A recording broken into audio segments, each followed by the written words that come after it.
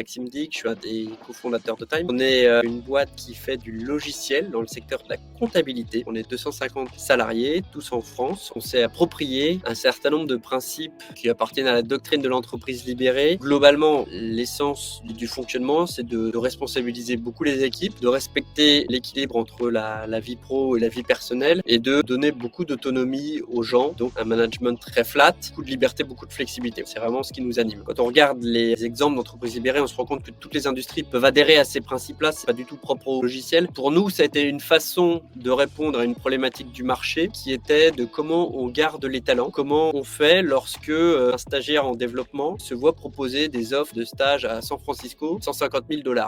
Comment tu fais? Tu es bien obligé de proposer un cadre de travail, une culture d'entreprise qui soit attirante. C'est lié à cette contrainte de marché-là qui était très forte, mais je pense que ces principes de liberté et de sens du travail sont plein de sens en fait. En 2017, on devait être une bonne vingtaine dans l'entreprise. On était globalement déjà assez flexible sur un certain nombre de choses. En revanche, sur le même mois, on se retrouve à avoir 3 démissions. Des personnes en apparence avec lesquelles on n'avait pas de problème particulier. Et donc, on creuse en fait pour savoir ce qui s'est passé. Après, ces personnes préfèrent quitter le navire et on se rend compte que pour 2 d'entre elles, c'est une question de rémunération. Ils ont eu des propositions en fait ailleurs. Ces personnes, on se dit merde, au final, tu me l'aurais dit, ces 3-5 cas, je te les aurais donnés parce que finalement, tu pars à contre-cœur un petit peu parce que tu nous dis que t'aimes le projet, l'entreprise, l'équipe, etc. Et nous, pareil, on était très contents de ce que tu pouvais nous apporter. Ça va me coûter cher. Potentiellement, je vais devoir passer par un cabinet de recrutement qui va me prendre, quasiment 20% du salaire brut de la personne qui va arriver. Elle va arriver que dans 3 mois. Mettre, 3 mois à être vraiment onboardé. Donc bref, je vais perdre quasiment une année de salaire en fait.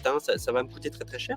Donc il y a eu ces 2 personnes-là, quasiment cas similaires. Et la 3e personne, elle, en fait, elle est devenue freelance. Elle voulait être freelance pour goûter à travailler un petit peu au rythme que j'ai envie. Si j'ai envie de bosser depuis mon canapé, je bosse depuis mon canapé, etc. Donc vraiment avoir beaucoup de flexibilité. Et ça nous a fait prendre conscience que le fonctionnement qu'on avait ou qu'il existait dans l'entreprise, il était dangereux. On a pris conscience que si on s'adaptait pas, en fait, le rapport de force, il était plus du tout favorable aux entreprises. Et donc, on a décidé de renverser un petit peu la table. On a toujours été baigné dans cette culture un peu humaniste, de se dire que l'être humain est bon, que on devrait plutôt faire confiance plutôt qu'avoir de la méfiance vis-à-vis des salariés. Donc on a toujours été animé par ça. On lisait les livres sur l'entreprise du bonheur, les fondateurs de Zappos, etc. Tout ça nous a toujours beaucoup inspiré. Et donc en 2017, on décide d'agir de façon assez forte. Donc on convoque tout le monde et on leur explique que l'entreprise va vraiment s'imprégner des logiques de l'entreprise libérée.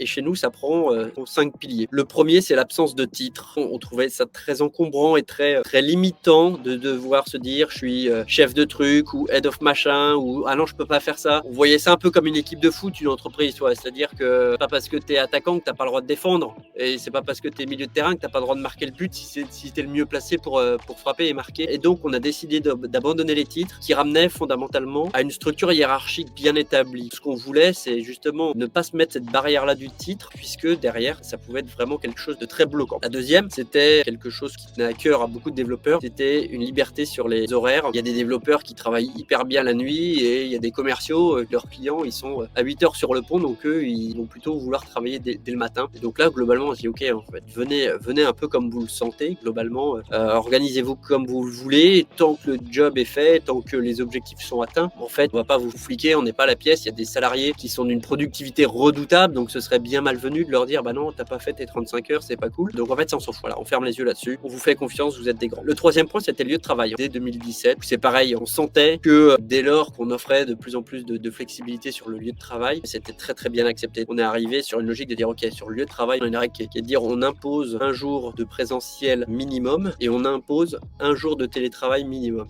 Et entre les deux, tu fais comme tu veux, peu importe. Ils s'arrangent entre eux, selon les équipes, selon leur quotidien, ça ne regarde pas trop. On peut pas avoir une règle qui soit bonne pour tout le monde, donc on va dire qu'on a une règle qui est très très vaste et comme ça, au moins, elle permet de s'adapter à pas mal de configurations. Ça se fait avec beaucoup de bon sens. Je crois que les équipes s'organisent par elles-mêmes pour se dire, bah, ok, on va bosser tel sujet, donc on va plutôt essayer de venir tous ensemble tel jour, ce sera plus opportun. Il faut savoir qu'aujourd'hui, on est 250, on est présent sur 4 sites, donc à Paris, à Metz, à Nancy et à Épinal, et on a à peu près 15% de nos effectifs qui sont en télétravail partout en France. Donc, de facto, on se retrouve à avoir des gens dans toutes les équipes se retrouvent distribués géographiquement un petit peu partout. Donc, en fait, de toute manière, il n'y a aucune réunion où 100% des gens seront en présentiel. Après, on a des salles qui sont toutes équipées d'une télé avec une webcam intégrée, etc. Les 4e et 5e piliers, idée qui jalonne un peu notre culture, c'est les congés. Il y a des gens qui sont pas très heureux à partir en congé, il y a des gens qui ont besoin de jours supplémentaires pour plein de raisons en fait, parce que leur conjoint est en décalé, parce que leur enfant est malade, parce qu'il y a tel pépin, parce que cette année ils vont préparer un marathon et ils ont besoin d'avoir 3 jours de plus pour pouvoir être sur une préparation optimale, etc. L'idée c'est comme sur l'horaire, c'est de se dire que finalement c'est pas si important et que les gens vont pas être dans l'abus, ou en tout cas on le remarquera vite, celui qui vient qu'un jour sur deux, on s'en rendra vite compte quoi. C'est un peu comme au rugby, quand il y a une mêlée, s'il y en a un qui pousse pas, en fait les 7 autres ils s'en rendent vite compte que le 8e il pousse pas. Chacun a le droit, alors chez nous, d'abandonner ou pas son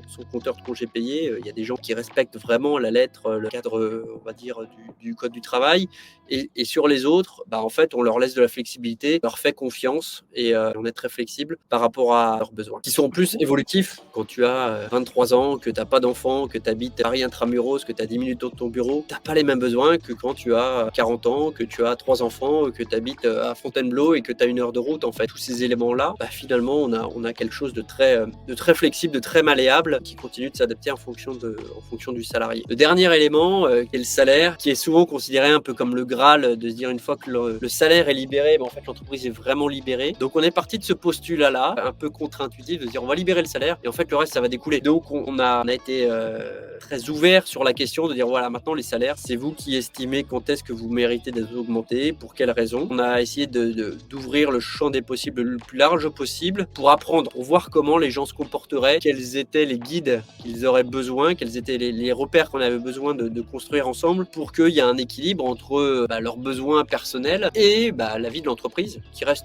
une entreprise, donc qui doit gagner de l'argent pour survivre, pour grossir, pour grandir et pour accomplir sa mission. Et donc on est parti comme ça dans une logique très ouverte. Aujourd'hui, on est passé par pas mal d'étapes. On a eu évidemment des déboires ou des comportements abusifs, mais ça reste quand même très très minoritaire. Je crois que c'est en deçà d'1% des cas sur lesquels on a dû intervenir. Donc on a évidemment beaucoup itéré sur cette question-là. Aujourd'hui, le fonctionnement qu'on a, on a balisé les choses et donc en fait les salariés peuvent s'augmenter, on va dire librement, c'est-à-dire au rythme qu'ils veulent, à la fréquence qu'ils veulent. En revanche, le montant, on l'a borné à 100 € par mois. Là où le mécanisme reste assez, on va dire, particulier, c'est que les salariés doivent justifier auprès de leur père la raison de cette augmentation, qu'est-ce qui motive ça, qu'est-ce qu'ils ont accompli, qu'est-ce qu'ils pourraient mieux faire aussi. Il y a une forme d'autodiagnostic de la performance et des compétences développées ou à développer. Et le père en question, soumis à ces mêmes questions-là, et donc doit lui aussi expliquer en quoi ça lui semble pertinent ou pas. On encourage par ce mécanisme-là le fait qu'il y ait une vraie discussion sur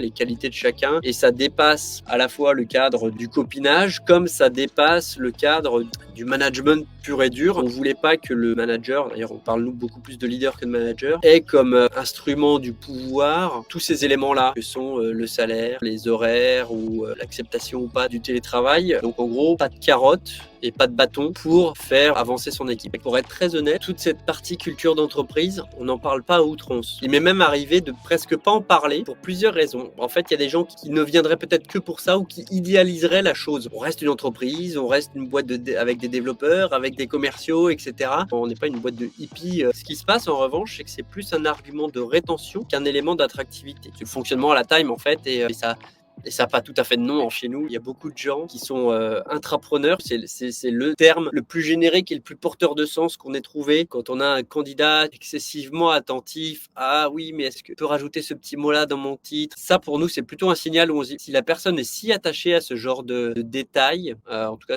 qu'on considère comme un détail, ça c'est un signal où on se dit ça risque d'être compliqué dans notre fonctionnement assez agile, parce que les choses peuvent changer. Donc oui, aujourd'hui je pourrais te dire ok, tu corresponds à ça, mais si dans 6 mois en fait l'entreprise a besoin de toi pour faire autre chose, qu'est-ce qu'on fait quoi? Encore une fois, je vais te reprendre l'exemple du foot. Benjamin Pavard, ok, combien de fois il a joué ailier droit? Alors ok, il est peut-être plus à l'aise en défenseur central, mais pourtant il a été champion du monde en étant défenseur droit quoi. Et il a rendu service à l'équipe à ce moment-là. C'est ça un peu le principe. Et effectivement, peut-être que ça nous a coupé de certaines personnes qui seraient venues pour l'étiquette, mais en soi, quand on en parle avec les gens en entretien, qu'on leur explique la logique, le fonctionnement, c'est loin d'être rédhibitoire en soi. Ce qui est sûr, c'est que le code du travail, bon, déjà, il a été pensé pour encadrer le monde industriel. Il a grossi énormément. Tous ceux qui ont un code du travail peuvent l'attester. Le poids dans le cartable ne fait que croître. En revanche, les salariés, leur engagement, il ne fait que baisser. Il y a une stat qui datait de 2013 qui disait que 13% des salariés se sentent impliqués dans leur travail. Il y a une certitude, c'est que le code du travail travail, en réalité, il est bien présent, mais il apporte pas satisfaction. Et un des vrais challenges auxquels on fait face, c'est la mise à l'échelle de ce schéma-là, puisque quand on l'a mis en place, on n'était qu'une vingtaine. Je pense que nos clients ressentent un vrai capital sympathie. Ça, c'est ce qui nous ressort beaucoup, qu'on est bienveillant, ils sont bien traités et pas de façon industrielle. Je pense qu'ils perçoivent aussi de façon indirecte le fruit de cette culture-là d'un point de vue commercial.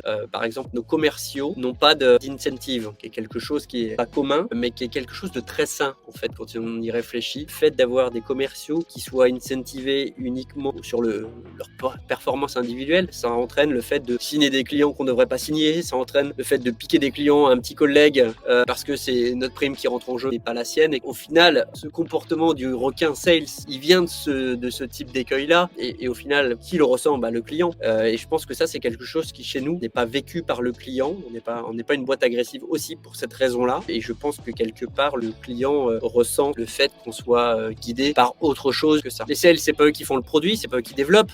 Donc, qu'est-ce qu'ils vont dire, les développeurs? C'est facile de vendre quand on a un bon produit et c'est nous qui faisons le produit et c'est pas eux. Donc, quelque part, c'est injuste. Son bon produit, voilà, bref, c'est un travail d'équipe, tout ça. Avec les primes purement individuelles sur une population de commerciaux, ça a tendance à creuser un clivage important, aussi culturel finalement que commercial. Je dirais qu'il n'y a vraiment pas de modèle parfait, ça c'est certain, mais si on ne change rien, les entreprises qui n'innovent pas, ne changent pas, vont se retrouver dans des situations, à mon avis, très complexes parce que les gens ont définitivement pas envie de vivre comme avant, ont absolument pas les mêmes aspirations qu'avant. C'est pas pour rien que beaucoup de salariés, même quand ils sont étudiants, deviennent freelance, c'est-à-dire que les gens veulent de la liberté, veulent de la flexibilité et peu importe la forme que cela va prendre dans ce que l'entreprise va mettre en face, je pense qu'il est important de changer les choses et pas être juste dans la posture. Et des fois, de changer de façon radicale, ça a des vraies vertus, c'est que ça permet vraiment de faire avancer les choses et l'action est sans doute bien plus forte que l'attentisme.